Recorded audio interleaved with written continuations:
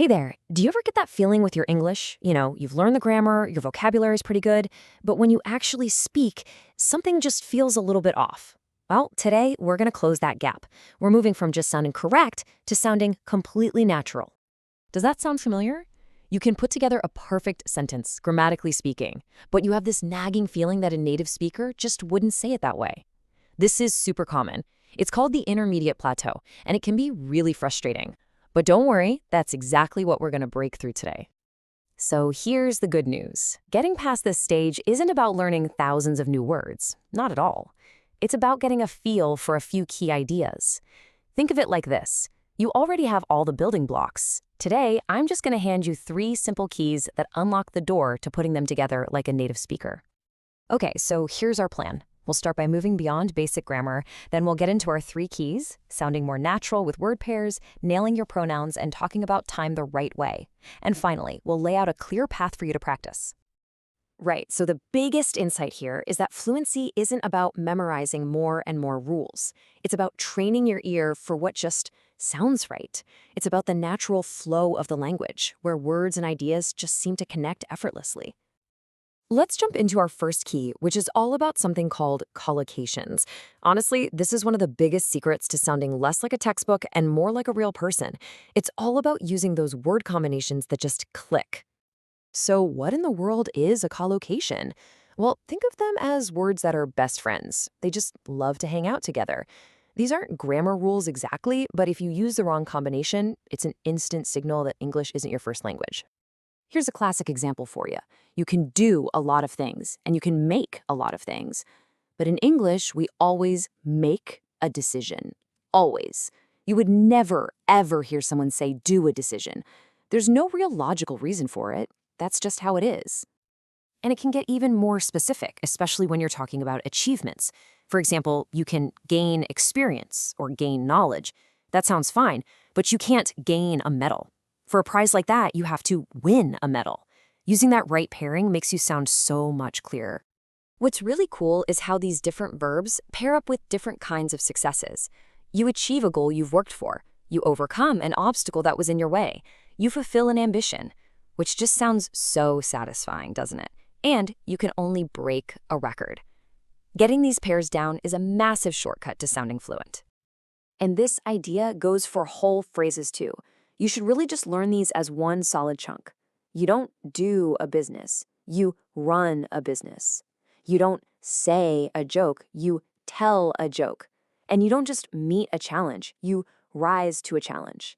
These little details, they make all the difference. All right, you ready for key number 2?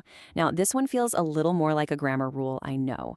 But trust me, it's one that trips up even advanced speakers, and it's so important for being understood. We're talking about pronouns.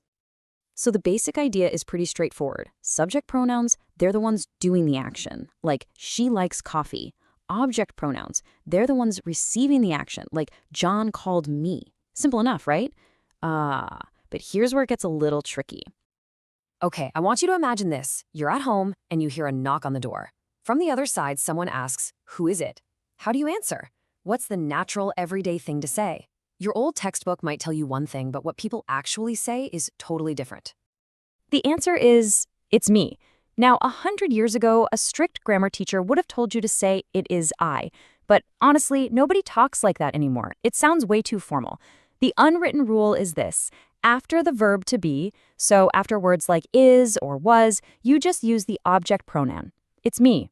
That's him. This is her. It's a small change that makes a huge difference. And that brings us to our third and final key. This one is an absolute game changer for telling stories and sharing your experiences. It's all about the difference between the past simple and the present perfect. Nailing this will make you sound so much more precise. Here's the core difference, and it's actually pretty simple. You use the past simple when you're talking about a finished action at a specific time. If you can say when it happened, like yesterday or last year, use the past simple. I went to Paris last year. But if you're just talking about a life experience in general and the time doesn't matter, that's for the present perfect. I have been to Paris. See? Now, this is one of the most common mistakes out there. You see that phrase, last year? That pins the action to a specific, finished time. That means you can't use have gone. The two just don't go together. It's like mixing oil and water. And here is the correct way to say it. Because last year locks that event in the past, you just use the past simple. I went. That's it. It's clean, it's simple. Once you start listening for those time words, this will become totally automatic for you. Okay, so we've got our 3 keys: collocations, pronouns, and talking about time. But knowing this stuff is one thing. Actually using it is another. So how do you take these ideas and really make them a part of how you speak? Let's talk strategy. First, I want you to start a collocation notebook. Seriously. When you learn a new word, like achieve, don't just write the word down. Write down its friends, like achieve a goal. Second, you have to read and listen to as much English as you can. The more you hear these patterns, the more they'll sink in. Third, make it personal. Use these new phrases and sentences to talk about your own life, your own goals. And finally, when you make a mistake, and you will, everybody does, don't get upset. Just pause and say the sentence again, the correct way. That little moment of self-correction is how you really build fluency. At the end of the day, it really comes down to this. Word pairs, pronouns, verb tenses, they might feel like tiny details, but they're not. They are the secret ingredients.